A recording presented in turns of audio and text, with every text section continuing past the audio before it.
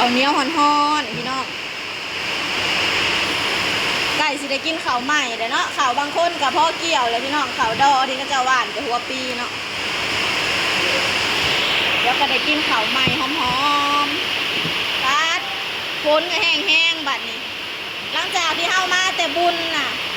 พอดีมาวิทย์กับฝนกับโต๊ะมันกระโต๊ะเบิดคืนเท่าแจ้งเลยพี่น้องเป็นมือที่3เลยที่ฝนตกแบบนี้นะใครแต่ตอนนั้นช่วงเขาเจ้าแข่งเพื่อมันยังยุดหายยังเอื้อนหาย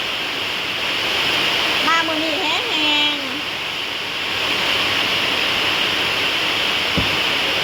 บรรยากาศดีครับเหมาะแก่การกินหมูกระทะคือผมมีเงินซื้อไปนะ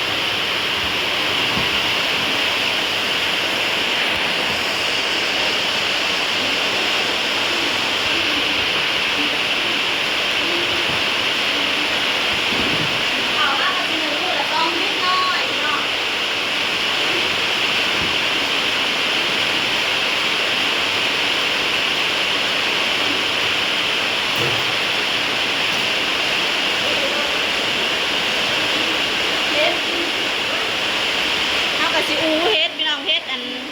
ลุงวะนะลุงซิงเฮ็ดลุงซิงเอามาให้เฮาก็สิอูเอาเพราะว่ามันมีเฮ็ดอันนั้นบ่ได้ป่นเฮ็ดหน้าอีท2-3 ดอกกับเฮ็ดไข่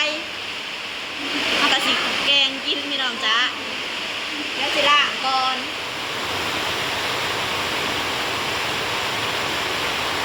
ล้างเฮ็ดจ้าพี่น้องมันก็สีล่างอยู่ประมาณ2-3 น้ำเกิดความสะอาดเนาะเพราะว่ามันมีขี้ดิน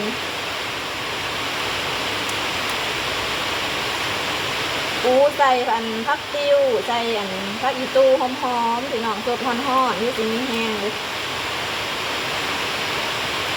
เพราะว่าดาวกับรู้สึกว่าบ่ค่อยที่เป็นไข่พี่น้องมาแต่งานบุญก็กินยาหลัดไล่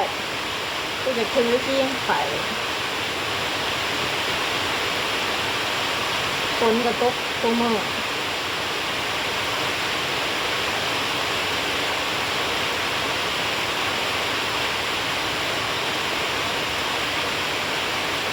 ดอกงามดอกเฮ็ดไข่ดอกจุ่มเนี่ยกินมื้อนี้ก็มี2 อย่างพี่น้องตอนเช้ากับบรรยากาศฝนตกที่ออกไปเฮือนบ่ได้ ก็สิมีอันนั้นดาวทอดปลาคอน้อยดาวก็เลยทอดเอาเนาะ อันนี้จะเป็นเฮ็ดไข่นี่ดอกเขียวๆหอม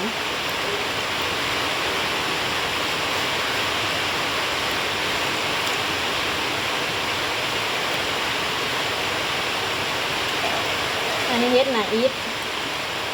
ดอกใหญ่ๆเลย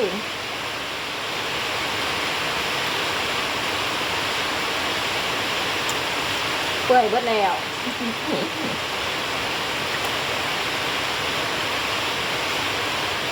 ดอกงามๆจังสิก็สิบ่ค่อยมีขี้ดินปานใด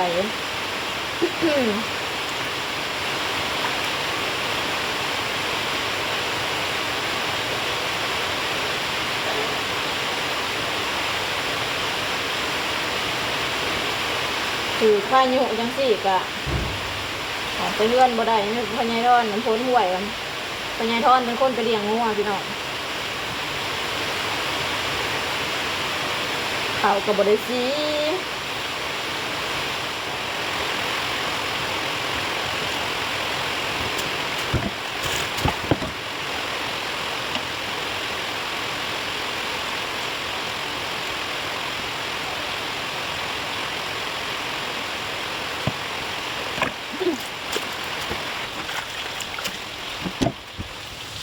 ทอดปลาพี่น้องจะมีคนห่วยแบบตอนนี้ยังคนกันอย่างนี้แล้วทอดปลาคอกับปลาขาวหน่อยทอดกรอบๆเอาแซ่บ ทอ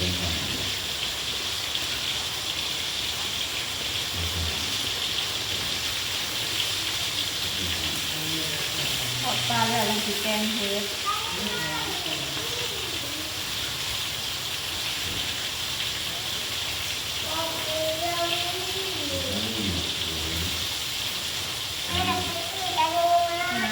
บันไดยังไปซื้อมากเลยต้องซื้อขนมหมดขึ้นมาซื้อมากแล้วขนม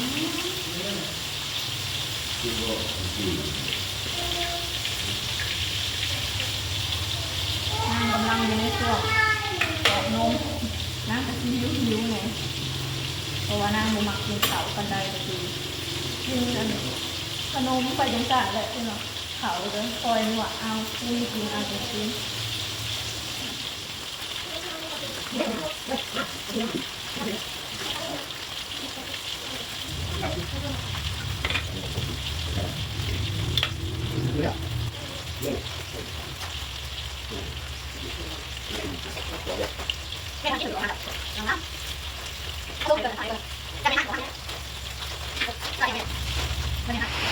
ตัดภาพมาตอนนี้แกงเฮ็ดเฮากระซุกเลยพี่น้องใส่ผักอีตูหอมๆลงไปแซ่บๆจ้าปลาลุงกินข้าวน้ำกันเด้อแกงเฮ็ดฮ้อนๆกับทอดปลาแซ่บแม่มาเล่าให้ลาบงทับๆจ้าไปเอากระโตงนะไปเตยแม่มาเล่าให้ลาบงทับน้อยเดียวเด้อจ้าแซ่บหลายพี่น้องพร้อมเสิร์ฟพร้อมรับประทานพี่น้องมาเด้อจ้ามากินข้าวเช้าน้ำกันแกงเฮ็ดฮ้อนๆเลยก็สิมีแจ่วปลาแดกแล้วก็มีทอดปลาพี่น้องปลาขอกับปลาขาวจ้าปลาลงหลีลงต้นพี่น้องไว้ฝนตกแห้งแนวนี้เนาะยามนี่กับปลาก็สิลงต้นลงหลีลงตงแต่เฮากะบ่มีบ่อนไปหาถ่ายบรรยากาศให้พี่น้องเบิ่งเนาะแต่สิม่วนเขาเจ้าแบบไปหายามปลาหะนะโอเคเด้อพี่น้องเด้อสำหรับคลิปนี้ก็บ่มีหยังหลายฝากพี่น้องกดไลค์กดแชร์ฝากเขาเบิ่งเขาส้มคลิปแบบบ่ขามโฆษณาฝากเป็นกำลังใจให้ดาวในเด้อจ้าพอกันคลิปหน้าเด้อพี่น้องเด้อ